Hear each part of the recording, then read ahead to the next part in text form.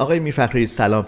قرار بودش که امروز با شما کتابتون رو که در واقع الان دستتون هم هست مرور بکنیم و بخونید برای ما، ولی قبل از ضبط به من گفتید که منصرف شدید. چرا؟ نه ببین، اینو از 10 سال پیش یادم، بیشتر نرگس بعداً توضیح میده. خورد من خاطرات و شرایط رو نوشتم. به بخش مهمیشم شرایط کودکیه که داستان چه بود وقتی رادیو بود و ما چرا علاقه‌مند شدیم. بعد آمدیم به تلویزیون و استخدام در تلویزیون و بعد رشته بیولوژی و فلان که اصلا ممکنه مردم بگن به تو چه؟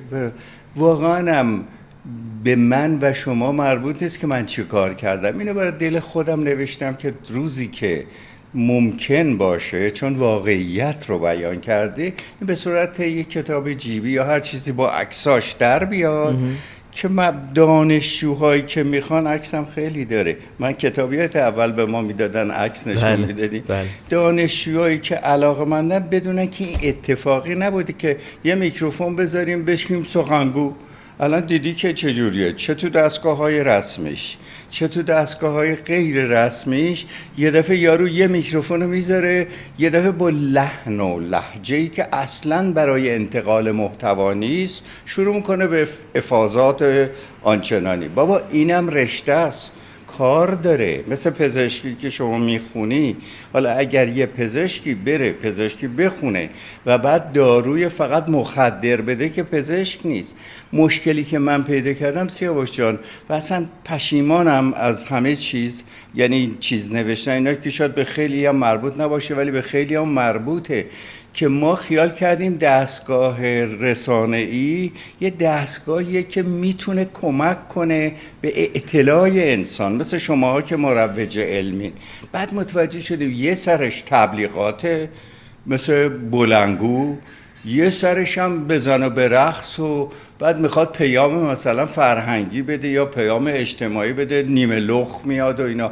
در نتیجه من خودم کسی نیستم. اگر هرتز، ماکسفل، اینایی که اول تو کلهشون این فرمول رو نوشتن و بعد مارکونی اینو آوردن به این منصه ظهور رسوندن، بعد کامپیوتریای بعدی ایلان ماسک، کوفت زهرمار، اینا آمدن و اینو تکمیل کردن. حالا ایلان ماسک داره استفادهشو میکنه، اینو تکمیل کردن. اگه خروجی که داره این میده برای جامعه ببینن پشیمون میشن. من مطمئنم. چرا؟ برای اینکه درسته که اطلاعات رو گسترده داریم میرسونیم. از زمان مس مدیا محدودتر بود، الان داریم گسترده میرسونیم، ولی غیر حرفه‌ایه. حالا من نمیگم هم حتما همه تصاویر رو، حرف‌ها غیر حرفه‌ایه. نمیشه که من با پسر خالم دعوا دارم بعد بیام اینو به صورت یک برنامه پادکست بذارم، کاری که لس آنجلسی هم کردن. درد من اینه، ما باید برای استفاده از امواج دلیل درست داشته باشیم. اولین دلیل درستش چیه؟ علمه، برای که ثابت شده است تا حدی. آقای رفیقت که بزرگداشت گرفتی ما رو هم صدا کردی، انگلیس، آقای آتنبرو، اون استفادهش درست، برای اینکه داری یه چیزی یاد میده. یا مثلا دوربینی میذاری که تخم‌ریزی سوسک نشون میده، درسته، چون دیگه سوسک نمیتونه بگه ما سوسکای ملت‌های سوسک میخوایم این کارا رو کنیم. این درست. یا بحث فلسفی درست و طرف قابل قبول، همین. ولی منحرف استفاده کردن یعنی چی؟ یعنی که اصلا نهنجارهای اجتماعی رو در نظر نگیریم، گروه مخاطب رو در نظر نگیریم، فقط چون به ما وسیله فنی رو دادن میخوایم یه حرفی زده باشیم، بعد یه عده دیگه هم از اون ور میخوان یه جوابی داده باشن. الان یکی از مقامات مملکت، حالا من کار نمیخوام وارد شم، حرف زده، دیروز داشتم میدیدم 6000 تا آدم بر علیهش حرف زدن. من نمیدونم چه فایده داره، یا به خلاف اون. من از هیچ کس هم دفاع نمی کنم. این جریان آزاد اطلاعات نیست آقای میرفخری؟ این شانس برابر به آخه برای که اطلاعات کنترل شده نیست. به خصوص در کشورهای ما. ببین در مثلا کشورهای دیگر هم نه، مثلا کشور زپرتی رو در ته قنا من نمیگم، کشورهایی که متمدنن، چون تعداد منابع زیاده، آدم‌های حسابی هم زیاده، قاطی میشه و مخاطب بر اساس شعور خودش خوبه رو، اونی که به دردش میخوره نگاه میکنه، میگه من چرا بیام وارد یه بحث بی خودی بشم که اول تخم مرغ بود یا تخم مرغ، که بیشتر داره تو رسانه های الکی اینطوری اتفاق میافته. متوجه چی میگم؟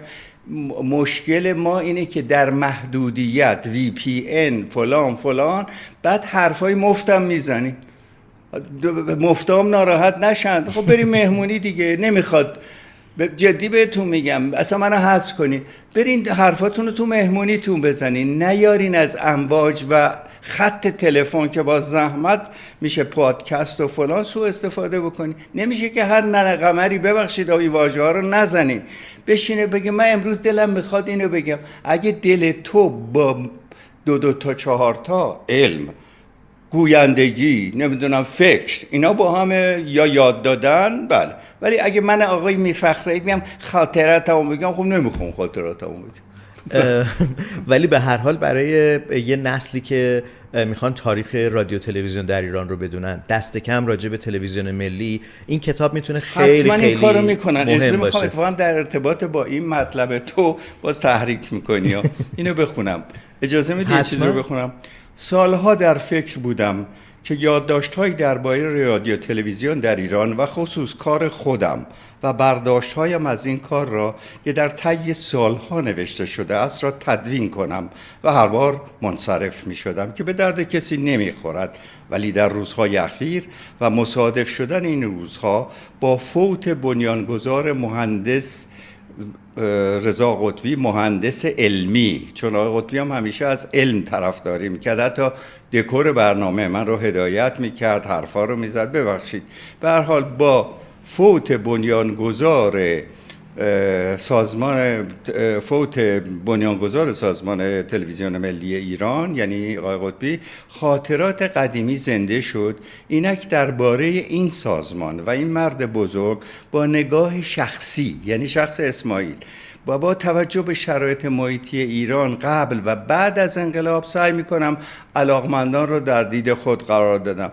البته هنوز علاقه زیادی به نوشتن آن ندارم، مثل که الان به تو گفتم، زیرا میترسم دستاویز بعضی افراد مغرض شود و برای هیچ کس فایده نداشته باشد. ولی برای دانشجویان این چیزی که الان گفتید، رادیو تلویزیون ممکن است جالب باشد که یک فرد رادیو تلویزیونی، یعنی بنده، بیان شرایط اجتماعی خود را از کودکی بکند و به نگاهی بپردازد که او را وارد این رشته کرد.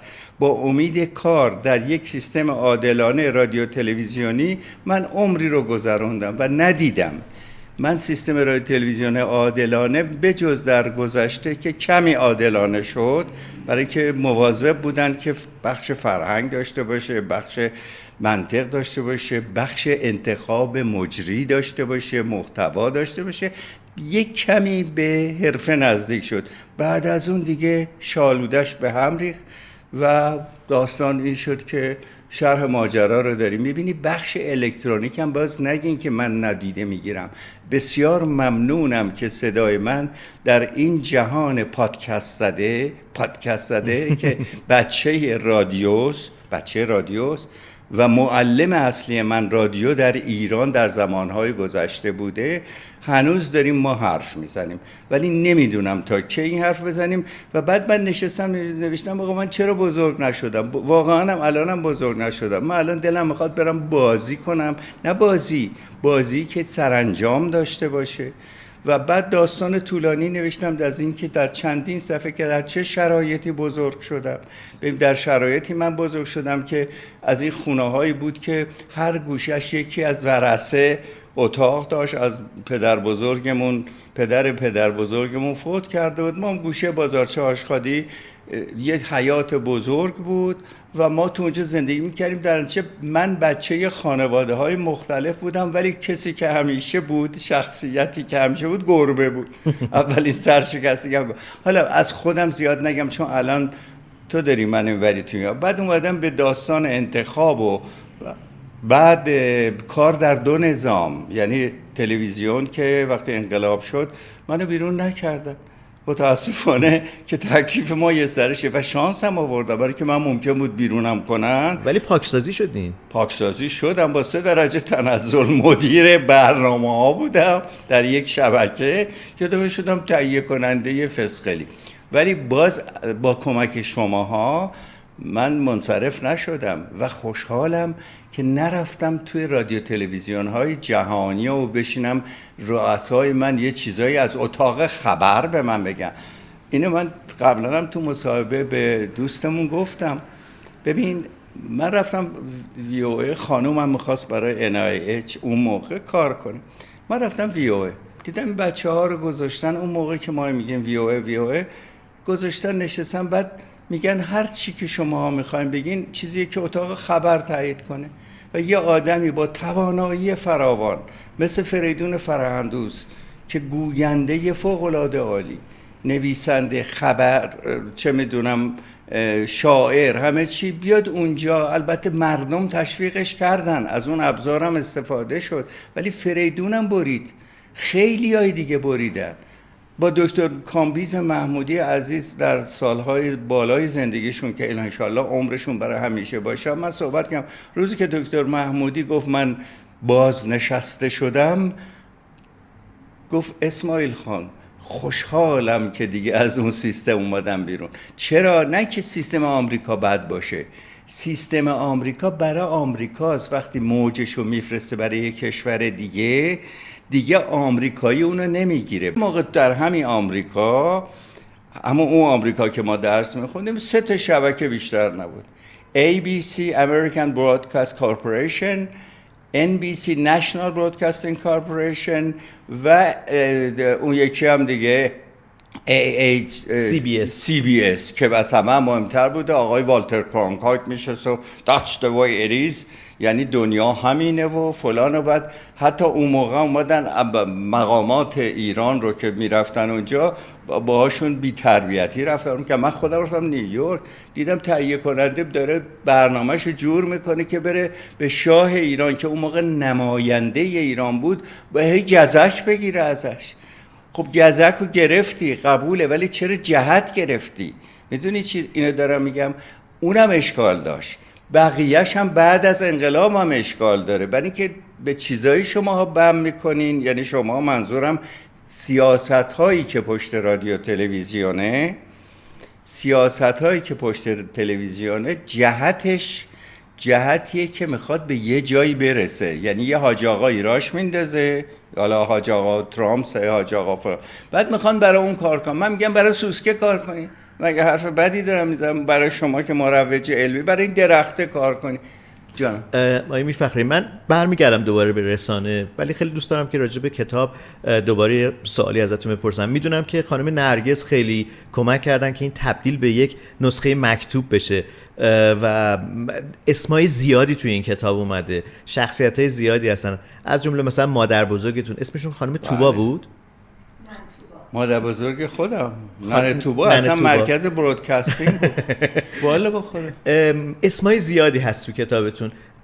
فکر کنید که اگه قرار باشه کتابو تقدیم به کسی بکنید، به کی تقدیم میکنید؟ به ننه توبا، به مادرتون، به آقای قطبی، به کی؟ نه اتفاقا که تزم هم که نوشته بودم آوردم دارم آقای قطبی، به آقای قطبی تقدیم نکرده بودم. من اگر قرار باشه تقدیم کنم میدم به میرکت، برای که میرکت یه حیوانیه خوشم میاد ازش و منم یا گربه. ببخشید حالا یکی یه چیزی مینویسه، نه بدونید که اینا استعاره است. استعاره میدونید چی؟ استعاره است. بله، یعنی به طبیعت تبدیل میکنم. شخصیت محبوبتون تو کتاب کیه؟ جانم؟ شخصیت محبوبتون توی کتاب کیه؟ خب قطبیه دیگه. چرا؟ خب برای اینکه راه انداخت. ببین ما قبل از آقای قطبی، حالا زیادم حرف زدن، ما دستگاه رادیو تلویزیونیمون اول که رادیو بود، اول که آقای رضا شام که با رادیو مخالف بود، از اون وره گفتن آقا ملت رادیو میخوان. گفت چیه فلان، 2 فرستنده بیسیم 10 کیلوواتی و 20 کیلوواتی و فلان خریدن. رادیو شروع شد از همین سرای زراب خونه که آنتنش هست، الان زیر اون آنتن هم یه لوح طلاه، اگه میخوایم بریم بکنین لوحش رو وردین. در نتیجه با 7 بعد از ظهر با سلام شاهنشاهی اون موقع و حضور ولیعهد که آقای اعلیحضرت دوم باشه، این رادیو افتتاح شد با پیام به زبانهای مختلف دنیا و چیز، و تا ساعت 10 شب 11 بعد کم کم موزیک آمد، گروه موزیک آمد، موزیک زنده زدن. یه دی مثلا زنده رفتن صبح ماشین، آقای روحانی فوت شد گوینده رادیو، تغییر روحانی که بعد زدن آقایون مخش اومد تو دهنش. بعد من که نبودم، من اون موقع ها تازه آغاز شنوندگی بود. اینا صبح مثلا ممکنه یارو صبح با تارش بره، بعد بحث مذهبی باشه تو همون استودیو، این بیاد بیرون، اون بره نماز شب بخونه، اون یکی بیاد اخبار بگه. یعنی تو نبودی تو اون دوران، من تو تلویزیونش بودم. اصلا سیاوش وقتی که برنامه داره زنده اجرا میشه اصلا داستانیه، به خصوص اون اتاق پشتیه. آقای شهاب بلالی که مثلا چای میاره نشسته، مثلا آقای ویگن نشسته با نمیدونم آقای فلان کس داره صحبت میکنه، بعد دونه دونه اینا رو صدا میکنه، بعد برنامه زنده است. این تلویزیونیشه. رادیو هم اول همین طور بود، بعد کم کم نوار اومد، ضبط اومد، چیز اومد، بعد تهیه کنندگی درست شد، بعد ماشین میرفت صبح عقب مردم بیاد، بعد برنامه رادیو، حالا این تو هم نوشتم، در 3 بخش پخش میشد. یعنی یه دفعه صبح بود تا نزدیکای زور از اون میگفت و مقدس اردبیل، چه آقای اردبیلی از اون قشنگ دستگاه ایرانی، بعد حالا بعدم نصیحت‌های معممین و بعد برنامه فلان. بر زمان آقای معینیان در حقیقت برنامه درست شد، چون ترانسمیتر و فرستنده های متعدد که نبود. توی فرستنده ایران که به زور تا اصفهان هم صداش روی 45 متر میرسید، مجبور بودن همه چیزو برنامه‌ای بذارن. الان هر برنامه‌ای که میتونست مناسب باشه یه رادیوی اف ام شده، 20 تا رادیو اف ام داری میره تو هم دیگه، فرکانسی رعایت نمیکنه. بعد تو اصلا رادیو رو گوش میکنی نمیفهمی این رادیو کجاست. یه دفعه مثلا اون وسط 4 تا آگهی که تازگی آگهی‌های پایین شهر هم میذاره، بخرید، بعد میفهمی که مثلا این رادیو پیام. به هر حال سیرش به اینجا کشید. ولی رادیو تنها منبعی بود که کم کم رشد کرد، موسیقی گلغاز توش در آمد ولی محدود.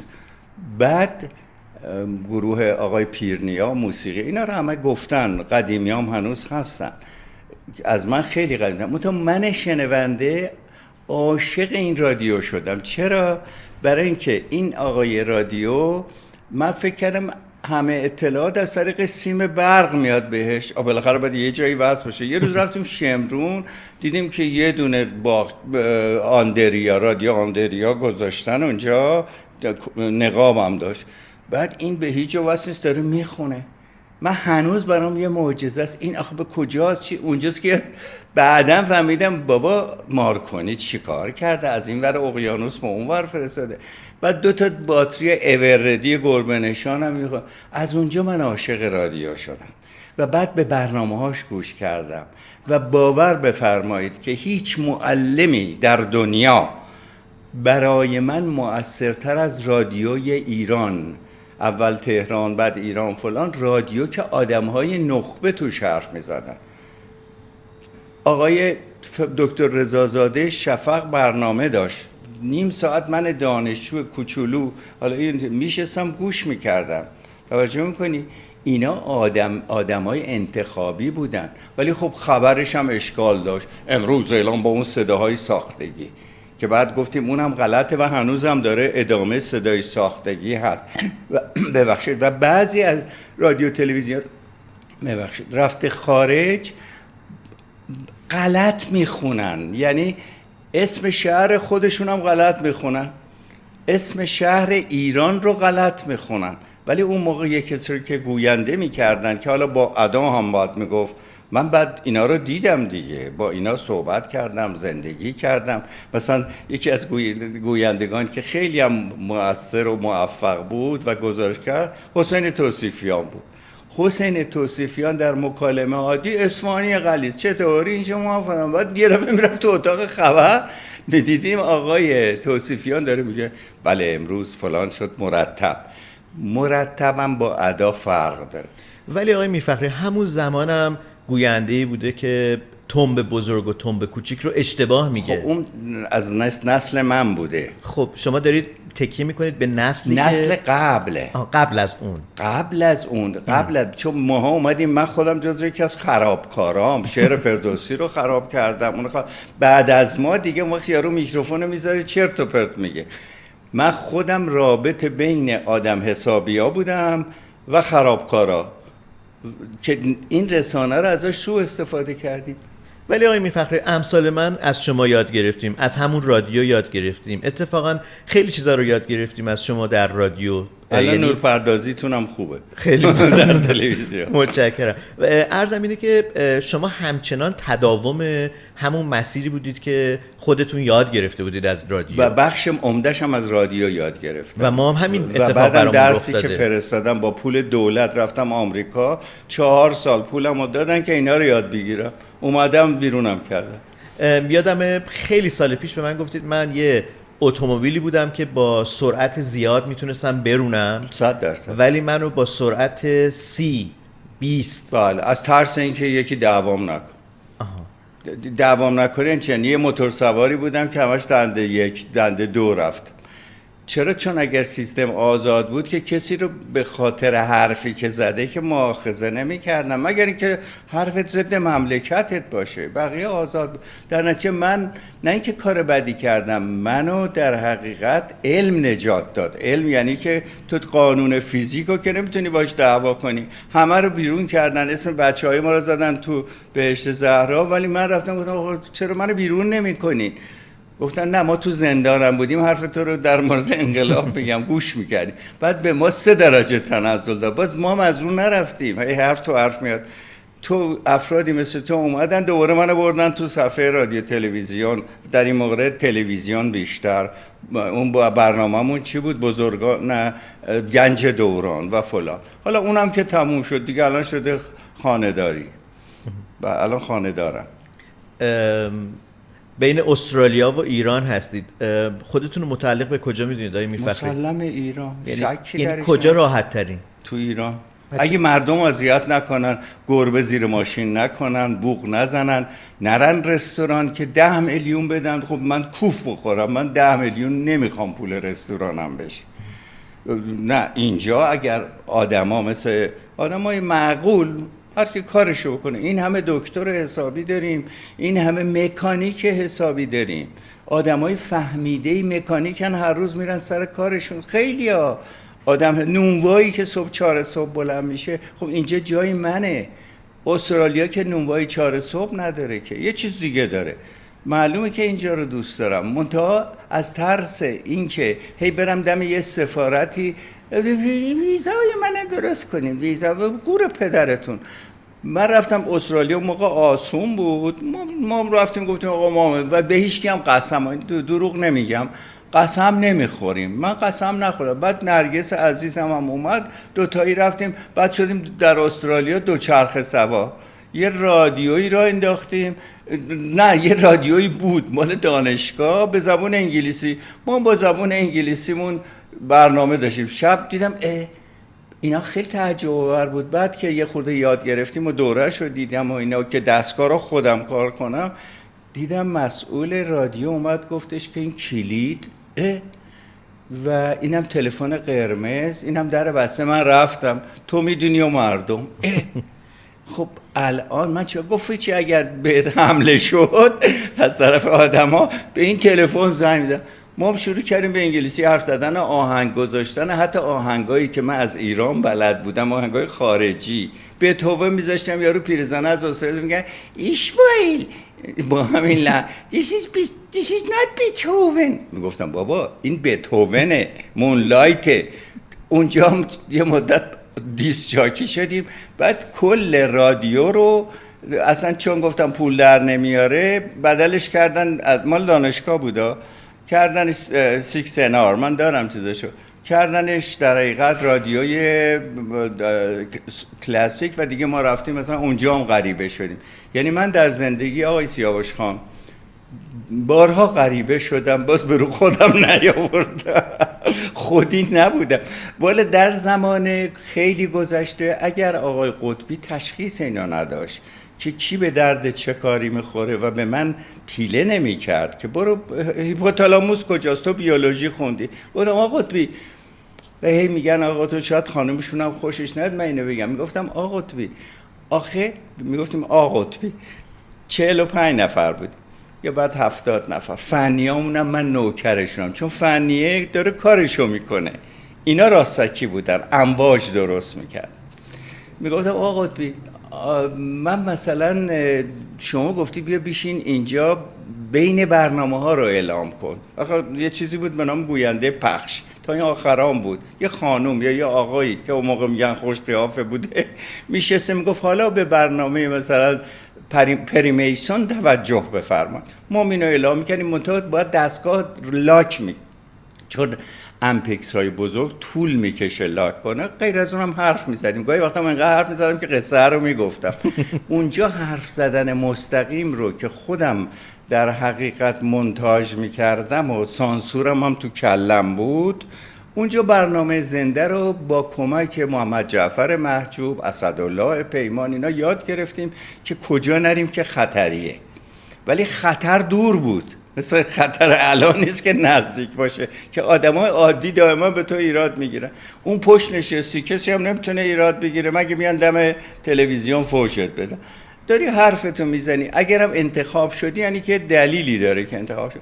اینا ما رو انداختن توی چی؟ تو برنامه‌های علمی آقای قطبی. من بارها رفتم گفتم آقا دلم میخواد خبر بخونم، منو ببینن فلان.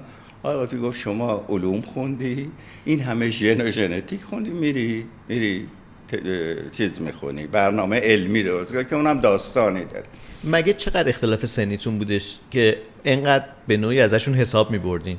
آقا من چند سالم بود؟ شما و آقای قطبی چقدر اختلاف سنی دارید؟ 8 سال. 8 سال. بعدن هم که پرستیدمشون خدا رحمتش کنه، خدا آقا قطبی آخه شما از کجا ببخشید از کجا این چیزا رو یاد گرفتی؟ گفت نهارتو بخور. گفت نهارتو بخور. من از خود شما یاد گرفتم، چون مهندس بود آغشته با سیاست میخواست نشد، مراقب ما در مقابل ساواک بود. بابا آخه ساواک هم اون موقع هی میامد نفوذ کنه، اینو بگیر اونو بگیر، چی کار داری؟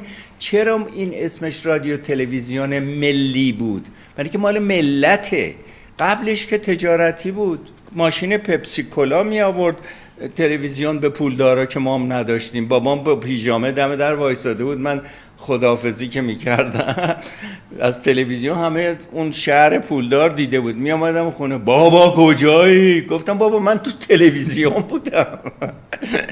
میدونیم همه که پول نداشتن. تلویزیون ملی رو آقای قطبی به عنوان یه مهندس درست کرد و بعد از انقلاب هم ازش استفاده شد، منتها رفت تو عوام زدگی زیاد و این برای محبوب شدن کافی نیست، باید نخبگان داشته باشی، یعنی نخبگان سر نخو داشته باشن اگر نخبه‌ای مونده باشد.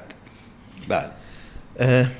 گفتگو با شما که همیشه لذت بخشه. الان من یاد میرکت افتادم، پادکستی که با شما و خانم نرگس مدتی پیش درست میکردیم، اتفاقا خیلی هم مخاطب خوبی داشتش، آدما خیلی خیلی دوست داشتن، خیلی یاد درآوردی.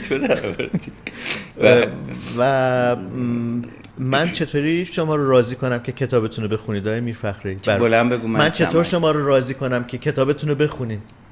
خب یه خود از این حرفا بزنی، یه خود من رادیاتورم خنک شه و آخه من نمیدونم برنامه طولانی هم ملت الان حوصله ندارن بشنون. خب پس میخواین اینجا تمومش بکنیم. چند فکر کنی چقدر شده؟ الان من نگاه کنم 32 دقیقه صحبت خیلی کردیم. زیاد شده، الان خیلی هم رفتن. نه چرا رفته باشن؟ خب بذار برای هر چی میل خود، یا تو اگه میتونی ادامه بده، بعد برو با یه تایتلایی که بلدی بذاری قسمتش کن. اگه فکر کنی برنامه گرم شده در قسمت‌های مختلف ادامه بدیم. نرگس جان نظر تو چیه؟ بسیار عالیه و اینکه اصلا چرا این کتابو شما شروع کردید؟ بیا بگو نرگس مهمه. میشه بگین خانم نرگس؟ شما پس بیاین بگین. بله.